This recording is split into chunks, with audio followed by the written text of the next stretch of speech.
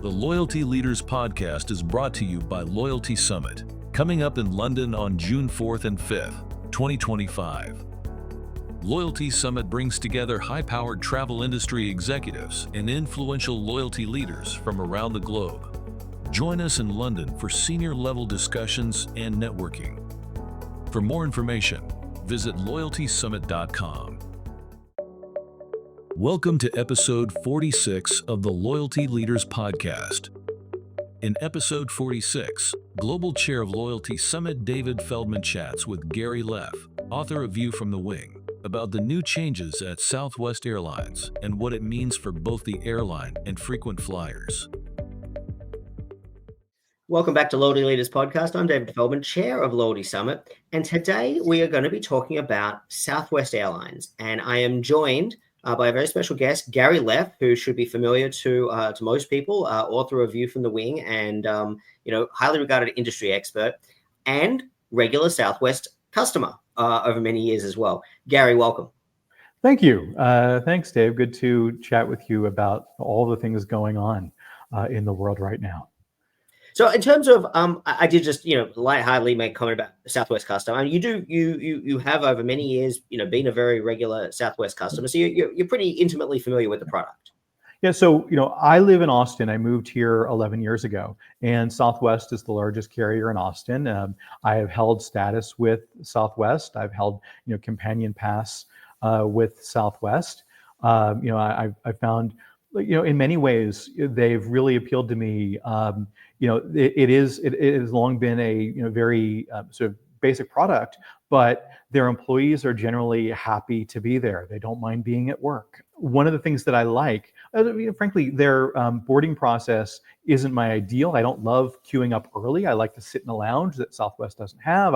I work until the last minute and I board a little bit later. But Southwest, there's not really any fight for the most part for overhead bin space because they've had free checked bags, so people don't try to carry everything on.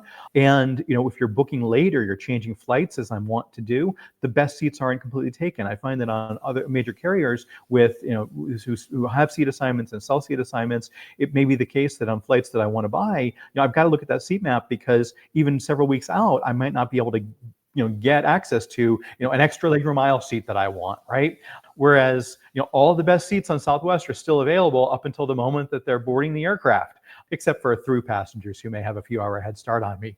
And so if I really care, I could pay up at the airport for earlier boarding, and I've many times gotten the unlimited legroom exit row seat, but even just a regular aisle is good because their basic legroom on the 737 800s has been top of the industry for regular coach. Now all of that is changing, right? So even their standard coach seats on those planes are going to have less leg room to make room for extra leg room in their premium seats. But they're not going all the way with premium. They're not going to allow you to pay to block that middle seat. They're not going to have a true first class. But their basic product is going to be a little bit less comfortable than it was. Obviously, I think. I was going to say, in terms of you mentioned about happy crew. I think that's one of the things that's always struck out to me about. To me, there's three things that really stuck out about Southwest over the years. Number one is obviously the boarding process, and everybody who's ever encountered Southwest is familiar with it. And generally speaking, you either love it or you hate it. I'm kind of like you. I'm kind of mixed. I'm not particularly a fan, but it's not the end of the world either. And as you say, there can be some benefits. You make a last-minute flight change, for example. I know you hold top status on American Airlines, for example, and have for many years, as I have. One of the issues, if you do a same-day change at the last moment, guess what? You're probably down the back of the plane, maybe in a middle seat, because you're choosing to just get home as opposed to that nice seat reservation that you've had for some time. Southwest, you can make a last-minute same-day flight change, and as you say, hey, if you have you could buy up to earlier boarding in many cases, and still get a really front aisle seat if that's what's important to you. But the other thing that's really stuck out to me, obviously, free bags has been sort of their raison d'etre, in terms of their brand image. Like you, I imagine. I don't particularly check bags very often. Most business travelers, don't check bags very often. But that said, everybody associates bags fly free with Southwest. But the third thing that's always stuck out to me has been the crew. They seem genuinely happy to be there, whether it's the flight crew or the cabin crew. And even when things go wrong, whether we're talking about gate agents or the agents on the phone, because you need a letter for your insurance, because you had an unexpected overnight stay because of what weather or something like that, it's very hard to get mad at Southwest when things go wrong because everybody is just so gosh darn nice. I wonder though, the airline is clearly going through a time of turmoil right now. They just had a huge amount of layoffs. I think you can correct me if I'm wrong, but I think it's the first time in their history. Obviously morale is at risk with this huge change, for better or for worse. Within the airline. Do you think that no one ever talks about that. It doesn't appear as a number on a spreadsheet. But do you think that is as much danger as hurting the brand image as anything else? Well, look, so they already, I think, morale wasn't in the place that it was. And, look, and some of that comes from the December 22 meltdowns.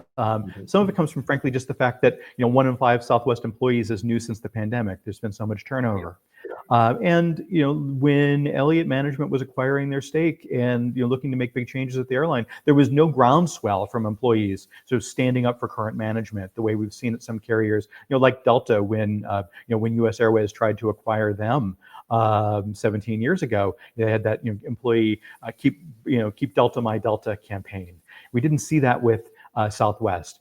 And even before the layoffs, 1,700 layoffs of non-union employees, the airline had announced that they were ending employee rallies, reducing the investment in employee morale that they've been making for many years. And maybe they weren't getting the right amount of value out of that, but they weren't replacing it with anything else. And the messaging around all of these things has been, we've got to tweak our financial performance for, a company that's like making money, but not as much as they should be. We're cutting back on our employees and we're laying people off to improve the financial metrics, which is just a terrible messaging around what you're trying to do. And look, Southwest was already had an employment freeze, a hiring freeze. And so what they did in terms of their layoffs was 12 to 18 months of where they would have gotten to just through natural attrition. And so it's not as though what they're generating is a $300 million a year annual savings. It's kind of front loading a year's worth of savings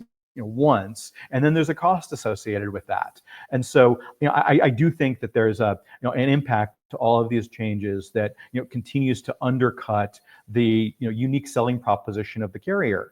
And so, yeah, I think it's and what happens then is that you say, okay, now Southwest has always done things differently. They've had this brand, it's a different experience. And historically, they earned investors a stronger return because of it. And they were consistently profitable. And they are no longer different. You wouldn't expect them to have an earnings multiple in their valuation. It may be the case that they had maxed out their model. There's only so much they can do without partners with only 737s, right? That maybe that they've gotten as much value as they could have out of that model, but making themselves more like, JetBlue and American may not be the best way to financially outperform the industry. And then when you compare themselves to these other carriers, you say, okay, they don't have seatback entertainment. They don't have free Wi-Fi. In fact, in my experience, their Wi-Fi is the worst in the industry, of course, other than Frontier that doesn't have it. All right, but it doesn't work as well as on other carriers, whether ones that charge or that make it free. Some planes have USB power. Not all of them do. They don't have standard outlets. They don't have a first class. They don't have lounges. They don't have hot meals on board. All of the things that differentiate product, they want to be more differentiated, but they're offering something that's like a little bit less than. So they're going to go up against airlines and say, now we're basically just competing on schedule and price. You're not choosing us because of the soft elements, and so we got to compete on fare, but we're also no longer as low cost as we used to be.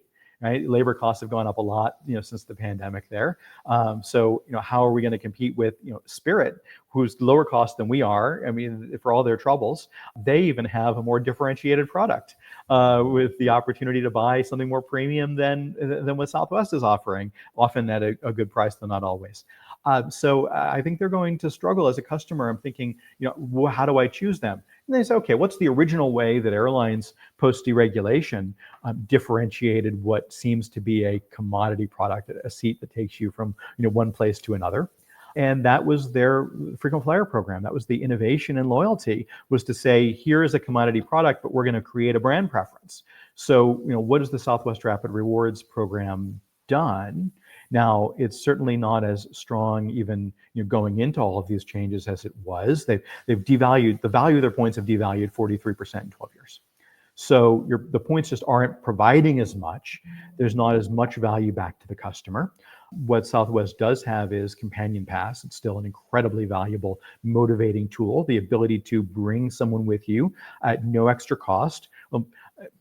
Maybe you'll have a free seat that you can extend that. Maybe you won't anymore. But in terms of the actual fare, whether you're redeeming points or on a paid ticket, you can do that with a designated person for the whole year. That's really very valuable and motivating. And and a decade ago, I thought, well, gee, maybe this is too valuable and they're going to eventually get rid of it. Except that they found that it was a real motivator for credit card acquisition, as well as a driver of spend. Frankly, it's the only reason why you would want to put spend on a Southwest Airlines co-brand credit card.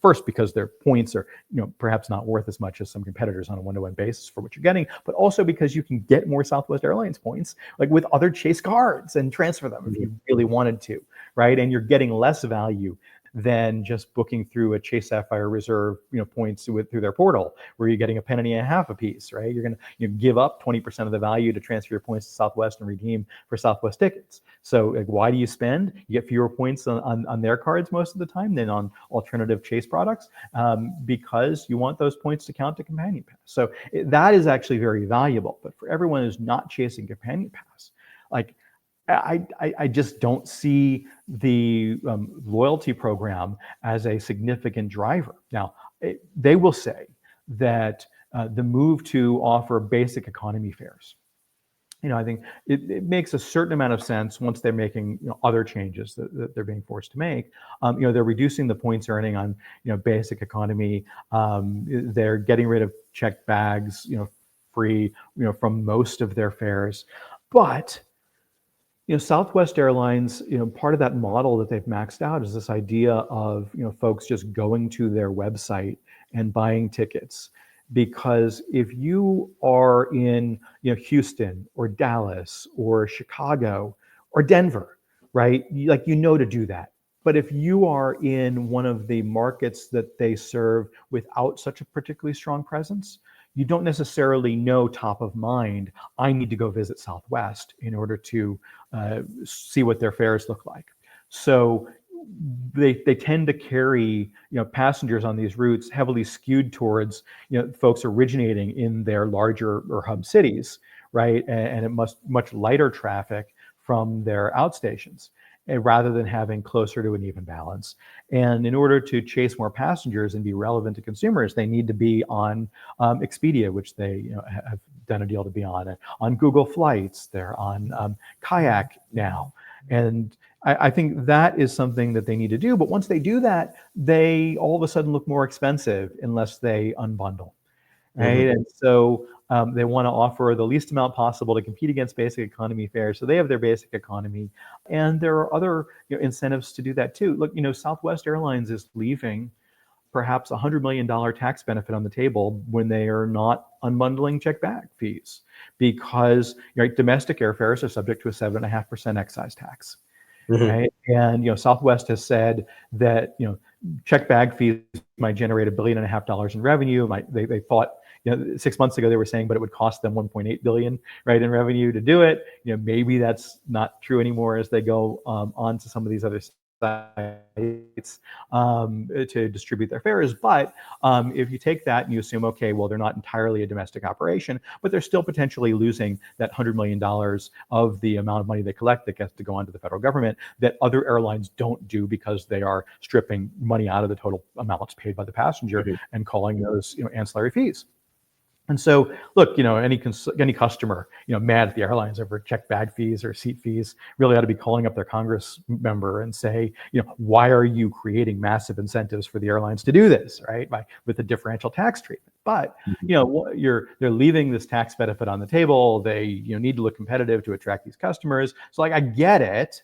But it also does give up the brand of who they are, and they don't have the commensurate product to compete with either. So they're in a really difficult position. And they say, gosh, we're they used to market, their huge idea was transparency.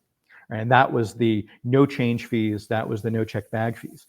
And during the pandemic, other airlines matched, led by United. And Scott Kirby said Southwest had this huge advantage in no change fees. People would buy their tickets, right? Yeah. Because they weren't worried. They could keep the credit. And at the time, in response, Southwest said, okay, we're going to go one step further. The credits that you get when you cancel now no longer expire. And that's going to be a real comfort for people to be able to have confidence in buying our tickets, especially like the people who don't travel Southwest all the time, where they would have confidence in using them in 12 months. They're not going to expire, so they'll be able to use it eventually. And by the way, we don't see a huge cost in doing that after the first few months, right? Now they're going to expire, in 6 or 12 months, depending on the fare type. And that is giving up what they described as their advantage, like the reason people might book with them. And so they become just like any other airline, only less than. And that's not a huge value proposition for the customer at this moment, when people seem to demand greater differentiation than ever. So other than, look, it's what their activist investors demanded. We get that. They put board members in place, likely to sort of say that this is what they want. The company was, the investors were right, as many observers were, that Southwest had lost its edge. A lot of changes probably needed to be made. They were slow to respond to changing customer demands. They, as I said earlier, I think they maybe have maxed out their model and weren't doing much about it. But there wasn't an obvious solution either. For what they were going to do. The distribution problem would have been solved for them had the Biden administration rule on fee disclosure been gone into effect, right? Because the federal government was going to require airlines to, all airline pricing to be displayed with, inclusive of fees like a check bag fee, like a carry-on fee. And that was going to make Southwest appear competitive. It was going to reduce the competitive value of basic economy. And that meant that Southwest would have had an easier time going to online travel agencies, distributing their fares, gaining these customers without making other changes. And that rule was enjoined by the Fifth Circuit. There was a change in administration, maybe less inclined to fight for that rule, or come up with a new one that might pass muster in the courts. And so they find themselves in this position. And what do you do? I mean, the case that something was wrong at Southwest, that they were top heavy, right? Costs had gone up. We get that. But the what do you do was the hard thing. Elliott didn't seem to have a great what do you do that clearly differentiates them. And certainly that doesn't bring them back to the idea that they could be overperforming the industry, right? In terms of their growth and revenue premiums and just how valuable they are as a company. But instead, what do we see them doing? We see them selling aircraft. We see them selling and leasing them back, basically borrowing money to fund stock buybacks, which hasn't worked out well for American Airlines. In fact, recently, after the first quarter earnings call to employees, we heard CEO Robert Isom at American complaining about the high debt levels that they went into the pandemic with. Well, he was president of the airline, right? I mean, his predecessor did that. I don't know, but it didn't work out super well there. The financialization of Southwest doesn't necessarily work out well here either. I just, as a customer, I'm not more inclined to book with them than I used to be. I'm certainly not more inclined to spend more for them than I used to be. So I'm not sure that is really where they ultimately want to wind up. So just to recap for those listeners that might not be either US based or perhaps haven't quite caught up on the news over the last 36 hours or so. Although that said, the signs have been there for some time for those of us that are in the industry. But basically, just to give everybody the background here, is Southwest has announced, and correct me if I'm getting this wrong, Gary, but Southwest has announced no longer will bags be free across the board. It will now be a function, just like at every other airline, of some fares include bags, and if you have elite status, it includes bags, but that's the same to every other airline. And their co-brand credit card, right? They think they're going to get some co-brand acquisition out of it. Sure, but in fairness, at all the other airlines, if you have the co-brand credit card, you get free check bags too. So again, and I think everything we're going to talk about here comes back to that's great, but all your competitors already do that.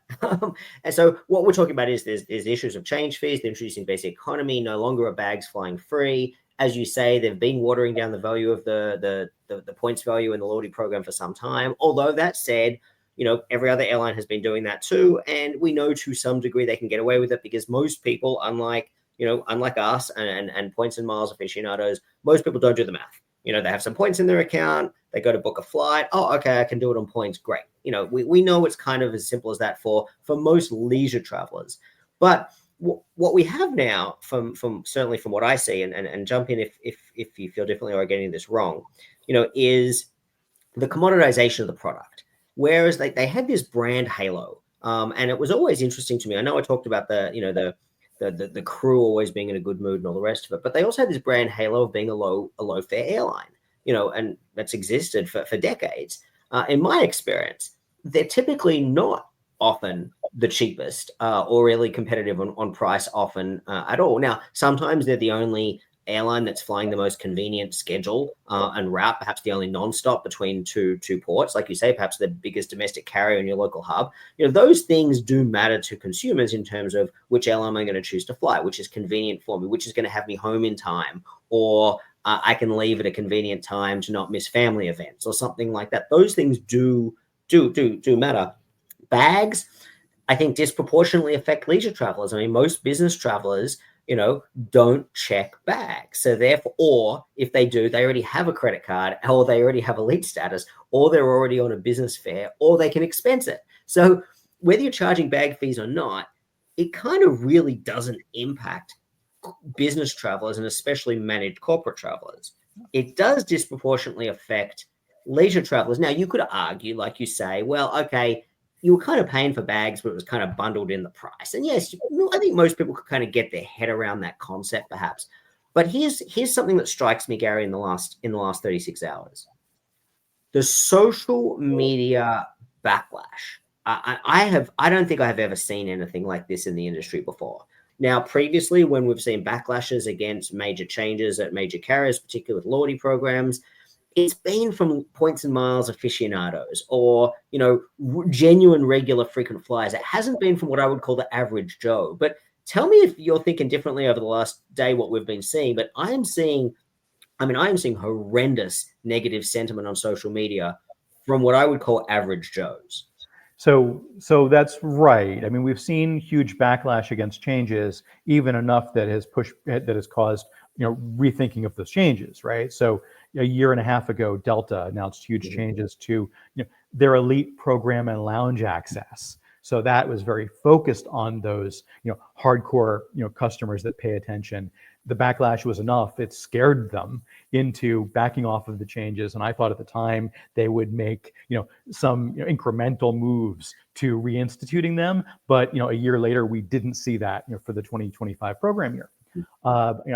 We obviously, they don't disclose the data, but I mean, clearly, they were seeing an effect on their co-brand partner side with, card retention, spend, that sort of thing, and enough that they were quickly turned around, and not just by the sentiment. But absolutely here, it's something that offends people because Southwest was the small d democratic carrier, right, that spoke to and was branded as, friendly for that average traveler. virtually all the seats were the same. Everyone had the same shot at it because you have the license to hunt when you board. They're not nickel and diming you for changes and for bags. Maybe they would have been a little bit more expensive, but maybe you didn't even know that because you went to their website to see the pricing and didn't compare it. Yeah. And so it does fundamentally undermine the perception of their value proposition. And frankly, it also, may wind up costing them a tremendous amount of their efficiency because, Southwest carries a lot more bags than anyone, right? I mean, everyone checks bags because it doesn't cost them anything, which means they're not carrying everything that they own onto the plane, which means that you don't have the same fight for overhead bin space on every other plane. Usually, I rarely see Southwest flights that are gate checking bags, even when they're completely full. And it's a terrible, customer experience, but it's also something that delays flights, right? And gate checking, as well as all the carry-ons, slows down boarding. And they've said that they're desperate to reduce their turn times, and they're already low relative to others, in order to have more efficient use of their aircraft. Right, they're going to increase their seat capacity just through utilization, but they may experience the exact opposite as they get rid of the reason to, with seat assignments, the reason to line up early, other than access to overhead bin space. They get rid of the thing that makes boarding go so smoothly. Right now, boarding takes longer, and they're not going to be as efficient as or they're going to be more delayed. And by the way, Southwest has done a great job operationally. The last several months, they've been at the top of the industry in terms of their on-time performance, even with shorter turn times, and that is crucial to attracting and retaining customers, but also operating a schedule that efficiently utilizes aircraft at times people want to fly. You can't just say, okay, everything takes us 15 minutes longer, so we push our schedules out 15 minutes. People don't necessarily buy the flight after 9 p.m. that you're now scheduling at 9:20 or 9:30, and so you're losing ticket sales too. And by the way, it's more expensive in terms of your labor costs to extend your day to operate the same flights. So there's going to be detriment to the customer experience, challenges on scheduling, just operational headaches that come from all of this too. They have the huge benefit with the bags fly free. That's not just the marketing benefit, not just attracting customers, not just earning a revenue premium for their seats. So everywhere you look, it's like it doesn't look like they're doing anything that gets them out of the hurdle. They become closer to what everyone else does, but less than. And look, even if you say, okay, maybe you say everyone's devalued their miles, but I can use Advantage or Mileage Plus or Mileage Plan miles, and even True Blue points to travel on foreign partners to take that European cruise and go in business class. And that's not just something for the experts. It's something that people aspire to that's motivating. As I say, all Southwest really has is like companion pass there. And so it's everything that they're doing is the same but less than. We're just getting rid of the things that actually appeal to customers. But they're in capitulating to their activist investor. They put people on the board who said, I used to work at an airline that did this, and of course it made sense to us, so you should do that. And and many of the senior leaders at Southwest have stepped down. Right, Tammy Romo, the CFO, is leaving. Ryan Green, who had been chief commercial officer, who was their chief transformation officer, who had laid out a case against check bag fees, is leaving. But who's left? Like their CEO, and he's becoming the face of the changes that 6 months ago he said will never happen. And so where is the even as a messenger, where does the CEO have credibility with the customers? Where is he even seen as the decision maker at this point? I just don't see where they go from here. And I think that's the challenge, isn't it? I mean, and we keep sort of saying, you use the term, I think you said, same as, but less than when we're talking about competitors. I mean, the commoditization of the product, and you could argue, you could certainly argue from a commercial side, okay, fine, you take that as it is, and maybe that's a fair commercial strategy. But, where's the meaningful elite status beyond companion pass? You're right, they do have companion pass, and that we should give them credit there. But where are the lounges? Where's the access to global partners? Like you say, your average leisure flyer that flies once a year, the reality is they may never have enough miles on American or United or Delta, to fly business class, to Paris or something like that. But the truth of the matter is they aspire to that. And that's what motivates them to join the program, to perhaps get the co-brand card, to perhaps consolidate their share of wallet onto one carrier or keep choosing one carrier year after year after year, because they dream of that. Now we know from the data that most people redeem their miles for, a coach flight to Wichita for Thanksgiving to see grandma, and that's fine. But we know that what motivates them is the the possibility of the aspirational reward. And, Southwest doesn't have that. Now, if they want to get there, it seems to me that, what they need to start laying out those investment plans over the forward 5-10 years to be saying, hey, you know what? Yes, we're making all these changes, but, we have a vision for the new Southwest, and it's going to take us a little bit to get there, but this is where we're going to be. We're not hearing that conversation. I mean, are you hearing that in backroom talk? No, look, I mean, there had been some experimentation with, lounge access, testing with customers of their co-brand, giving out priority passes, right? Mm-hmm. So, they've looked at some of these things, but, there doesn't seem to be a lot of appetite for capital expense. I mean, in fact, the opposite is the case. Right? I mean, it looks like that's the direction that their, activist investors who've taken for, half the board seats, -1, have been pushing for, rolling back capital spend. They're selling and financing aircraft, right, rather than, taking ownership, these sort of things. So I don't see the product investment. There's certainly not an articulation of how they're going to, improve the product to compete on that basis. They still are the, largest, domestic carrier. That is meaningful, but saying our route and schedule is the product didn't work particularly well for Vasiraj and American Airlines.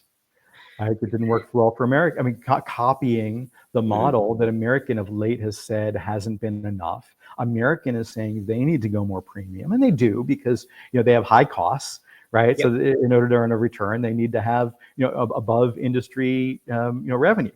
And so that needs to appeal to customers. But Southwest isn't an entirely dissimilar situation, although their costs are lower than Americans. And so, no, we don't hear that. Mm-hmm. But they have a strong route network, but they haven't explained how they're going to compete on schedule and price. And, it's not just that they have devalued the loyalty program in the past to get to where they are today, but concomitant with their announcements of basic economy and check bag fees was an announcement about a change to award pricing. Whereas it has been the case that their points are basically fixed value against whatever the fare is. And that's been the case for about the last 7 years. There had been some variation based on fare type before that. But instead, they're saying that at peak demand times, the points are going to be worth less against the fare, right, rather than equivalent value, and that they may give more value in the lowest demand times. So the times where you rely on your points the most because fares are expensive, your points are going to become worth just less valuable. They're less useful. So when you need the most. So I would push back a little bit and saying, well, everyone's devalued. I'm saying they're taking it a step further. At least they've said, no, they haven't given us the data yet, and they never announced that in their program in advance. But they haven't given us the data to evaluate just how bad. But they did include with that announcement the suggestion that it's likely their points will be worth less as well. Mm-hmm. Mm-hmm. So we're coming up on time, Gary, and there's been so much to sort of discuss and delve into. I think the picture of that this is a massive change. It's certainly not being well received. There's lots of questions about how they're going to compete, post commoditizing the product with other airlines, given that they seem to be throwing away all their competitive advantage aspects and wanting to compete head to head with an inferior product. And as you say, sort of certainly no announcements in terms of a roadmap to improve that going forward. For someone who's currently a Southwest flyer or, an occasional Southwest flyer, who is hearing all this in the last day and a half and has been, by the time this goes to air, it'll be the last week, and they're thinking, what do I do? Should I start looking at another airline? What's your advice to them? Well, look, I mean, if you're at A-list preferred, their top tier elite, you'll be able to confirm extra legroom seats soon. You may like that better than what you've had because they haven't had extra legroom. Their regular A-list, will still get a free check bag, and at check-in, maybe extra legroom will be available. My guess is it will be most of the time because they're talking about a third of the seats on the aircraft having extra legroom. That's a lot to sell. Now, maybe it'll be extra legroom middles that are available, but right, there may be some benefit for the regular Southwest flyer that they'll enjoy that trade off with some of these things. I would say that the biggest hit's going to be for the person that is not already earning status with Southwest. They are going to be the ones that are the most worse off. So, for somebody who is a 5-6 times a year Southwest flyer, you fly them if you have to. Mm-hmm. That's not the brand positioning that they want to have. It's not the brand positioning they've ever had. So normally when you make announcements of changes that customers aren't going to like, you sort of paint a vision for the upside and the positive things that you're also doing. Saying like, we understand that not everyone is going to love every element of this, but we are paying attention. This is an airline that, in their communications has always given customer a capital C, right? So they've been so focused on the customer to say, okay, what is there's just no focus on the customer here. There's no narrative for the customer about anything that's positive, anything that makes the customer better off. And that's the message, is that they don't even see the vision for how they're improving things for the customer. And it's a very strange thing to have an airline that is still making money, right? Make such wholesale changes without focus or discussion of customer benefit or even a nod to it. It's just around, we know you're going to hate this, but we're doing it because we think we're going to optimize financial performance, i.e. get more out of you. Well, Gary, thank you so much for your insights. I have a feeling this is going to be a case of watch this space, and I'm absolutely sure we're going to come back to this conversation in a period of time. I mean, I think I think we probably at this point, they've put everything out on the table. I think we need to let the dust settle. I don't imagine, your crystal ball is as good as mine, but I don't imagine they're going to be reacting to negative sentiment and going, "Oh, sorry, we offended you. We're going to pull back on this." I mean, they seem to be in crisis mode, and they're doing, like you say, they're responding to the activist investor push here. So I don't see any impetus for, to me, it feels like they're ripping the Band-Aid off, and they're just like, we know this is bad. We know you're not going to like it, but this is the direction going forward, and we're doing this. That seems to be the feeling. I hate how negative I am in this conversation. Genuinely, right? Sure. So I actually love the Southwest brand. I love the history. I live in Texas. It's so rich and it's so storied, and so I hate to see this, and I still love the people.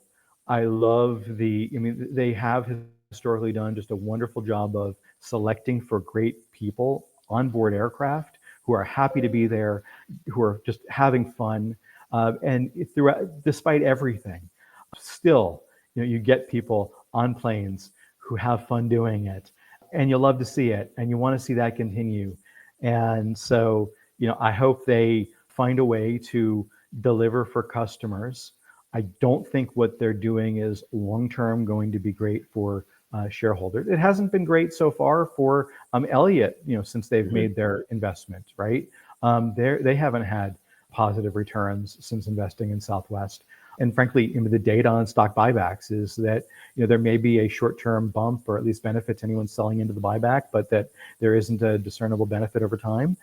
I don't see the path. I hope they have one that they haven't shared yet, or they figure one out, because there's got to be a way to take the assets that they have and the legacy that they have, and deliver for customers in a way that's going to be great for their bottom line as well. And I really want to see that. Gary, thank you so much for your insights. We'll definitely come back to this conversation, and appreciate you joining. Gary Leff, thank you so much. Thank you. Thanks for joining us on the Loyalty Leaders Podcast. Join us for the next episode every Tuesday.